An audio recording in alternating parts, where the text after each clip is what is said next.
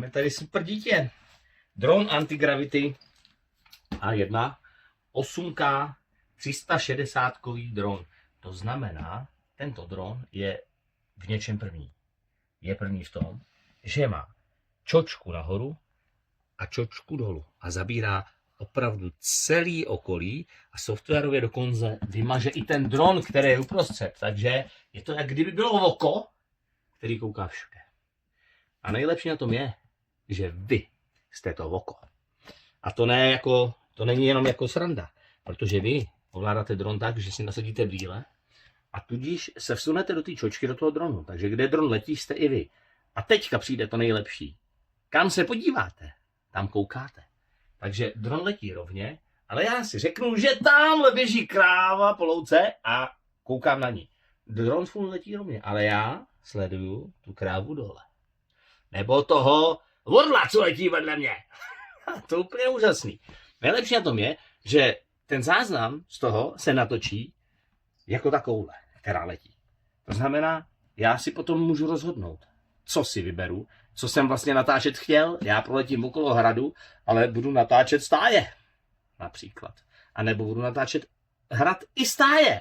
A nebo budu natáčet hrad, stáje, i orla, i tu krávu. Prostě všechno, je to úžasný. Tak jdem na to. Moc se na to těším, chci vidět, jaký pokrok udělali tady Antigravity ve spolupráci s tou 360. Tak jsem moc zvědavý, jak ten stroj vypadá doopravdy. Jdeme to rozbalit. Plombička a už je to nevyhnutelné. Už jdeme na to. Tak, co pak tady máme? Máme zde, tak to je no dobrá, celá brašna, hotovo. Tak můžete jít rovnou. No brašna pěkná, jak u DJI, no, to je dost podobný. Jo, je to tam hezky naskládaný rovnou v tom. Koukám, že tady, tohle je teda příslušenství, je to vlastně ta střední sada. Jsou tady 3 baterky, jsou tady nějaké věci, jsou tady nějaké vychytávky, nějaké dráty na přenos do počítače a tak dále. Máme tady náhradní vrtulky, šroubováček, jo, jasný. Co se týče servisu, něco tady je maličko. No a teď to nejdůležitější. Chci vidět, jak vypadá ten samostatný dron.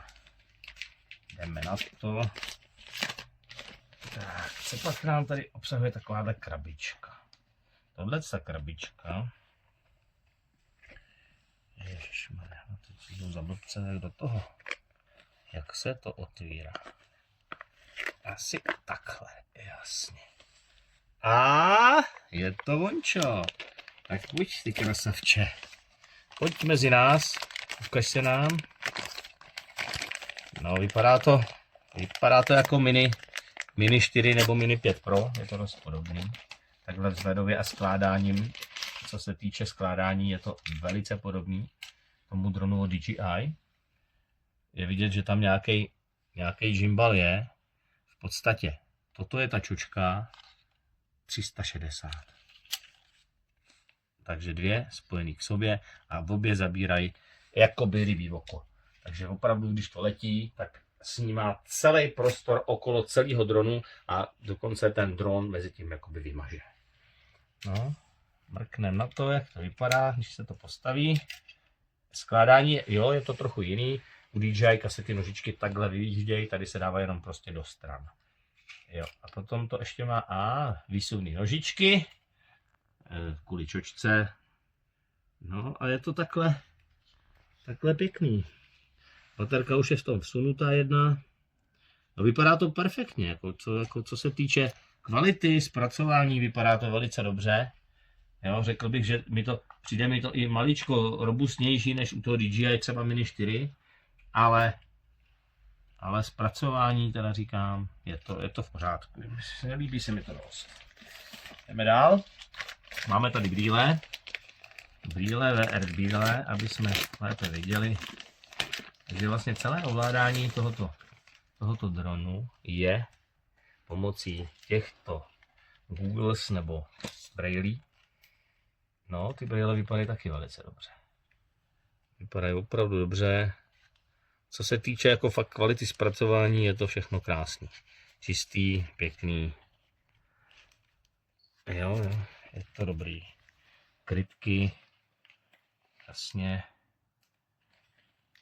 No je to dobrý, je to fakt pěkný, no. Kvalitkou určitě. Tak, tady máme další. Co tady máme další? Tady jsou normálně baterky. Jedna baterka je vevnitř, dvě baterky jsou tady v tomhle tom přímo daný. No a poslední věc, a to je důležitá, ovladač, kterým potom ovládáte ten dron. Je to opravdu pohybový ovladač, takže jak to nakloníte, tak se dron naklání, přidáváte si plyn vlastně, tím tedy vejšku, máte tady všelijaký tlačítka na ovládání nahrávání kamery, focení, no a tak dále. Musím to ještě sám odzkoušet, sám nevím přesně, jak to funguje. Tady je přepínání módů rovnou, jestli rychlej, sport, normál nebo pomalej.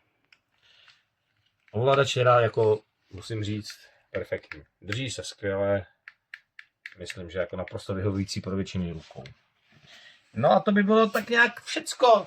Takže natočíme nějaký první pocity, jak to vypadá, když letíte na Supermana, jo, a co všechno vidíte. Uvidíme.